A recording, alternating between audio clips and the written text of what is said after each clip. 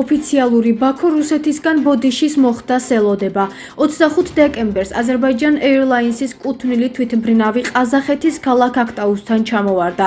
კატასტროფისას თვითმფრინავის ბორტზე 67 ადამიანი იმყოფებოდა, მათგან 38 დაიღუპა.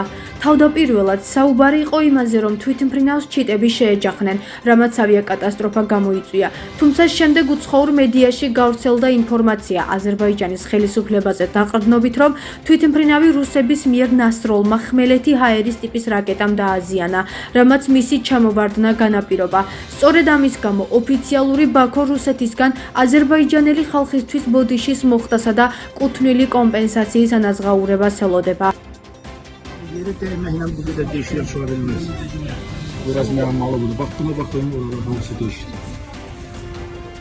აზერბაიჯანის ხელისუფლებაზე დაყრდნობით წყარო აცხადებს. ყველა მოწმის ჩვენება, მათ შორის ბორტზე გაგონილი აფეთქებების შესახებ ცნობები მიუთითებს იმაზე, რომ ავარია რუსეთის საჰაერო თავდაცვის სისტემამ გამოიწვია.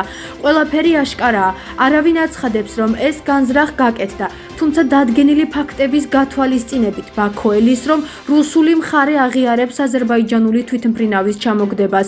ოფიციალურად ბოდიშს მოუხდის აზერბაიჯანელ ხალხს და ჩაატარებს მრავალმხრივ გამოძიებას, რის შედეგადაც ყველა დამნაშავე მიეცემა პასუხისგებაში, ნათქვამია განცხადებაში. Təlimata uyğun hərəkət edin, hər şey yaxşı olacaq. Hamı eləsin, kəmərini bağlasın. Allahu Ekber, Allahu Ekber. Qabağa 20 nəfər gəlsin.